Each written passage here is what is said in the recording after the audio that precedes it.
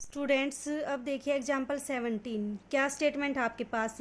If rho phi and z are cylindrical coordinate then show that del phi and del of log rho are solenoidal. ठीक है, आपके पास cylindrical coordinate system दे रखा है, del phi को और डेल लोग रो को क्या दिखाना है? सोलेनोइडल।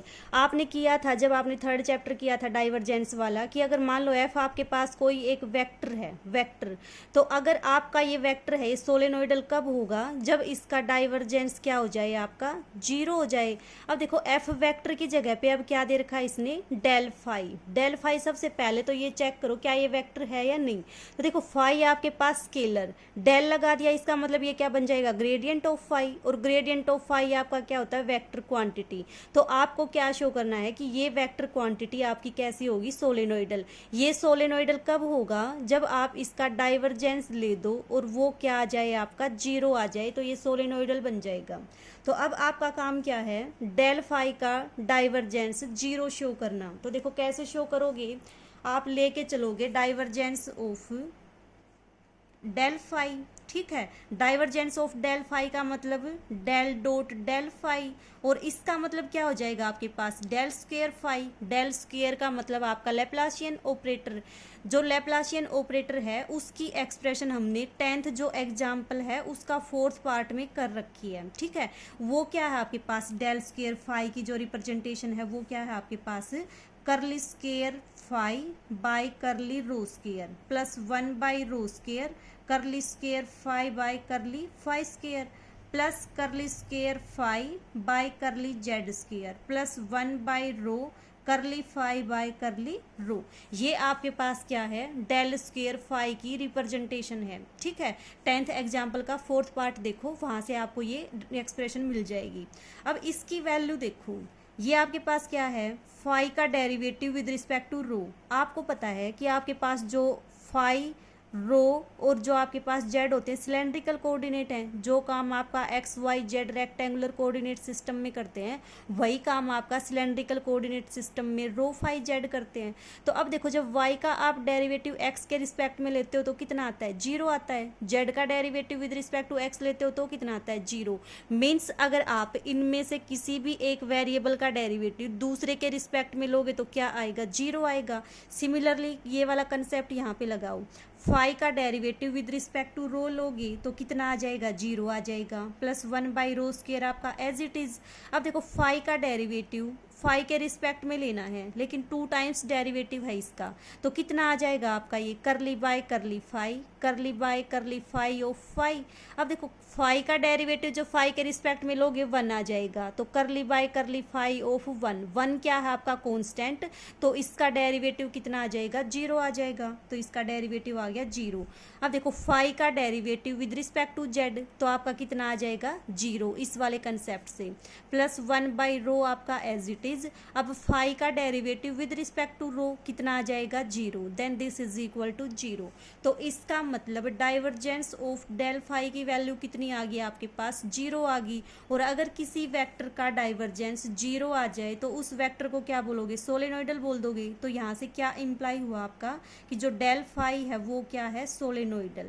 ठीक है, इसको तो आपने सोलेनोइडल दिखा दिया। अब किसको दिखाओगे सोलेनोइडल? डेल ऑफ लोग रो को। कर दो ये वाला रिजल्ट अप्लाई, कितना आ जाएगा आपके पास?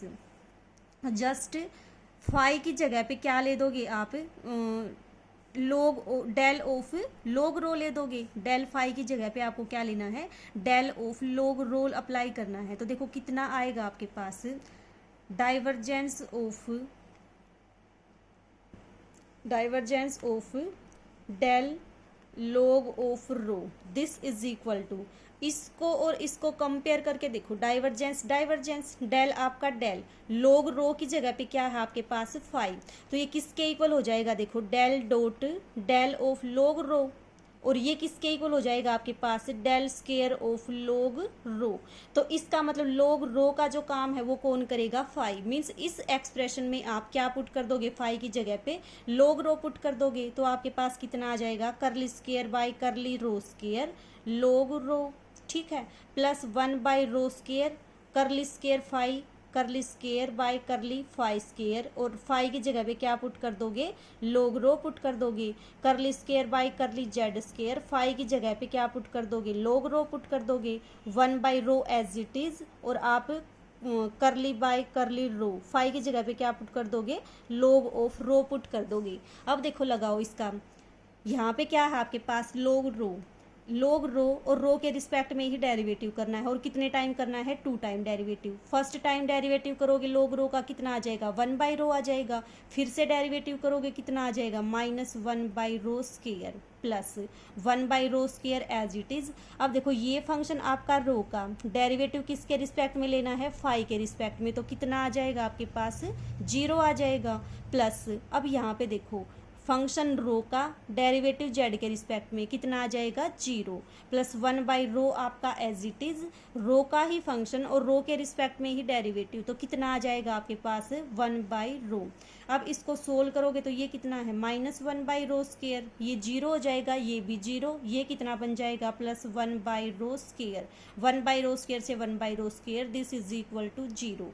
मीन्स आपने इस फंक्शन का जो डाइवर्जेंस है वो क्या दिखा दिया, 0। और किसी फंक्शन का डाइवर्जेंस अगर आपके पास 0 आ जाए तो वो आपका जो वेक्टर होगा वो क्या बन जाएगा, सोलेनोइडल बन जाएगा। तो यहाँ से क्या इम्प्लाई हुआ आपका, डेल ऑफ log रो क्या है आपके पास, सोलेनोइडल। ठीक है, यही आपको क्या करना था, प्रूव करना था। तो ये था आपके पास एग्जाम्पल 17। अब 18th एग्जाम्पल देखो आपके पास क्या है।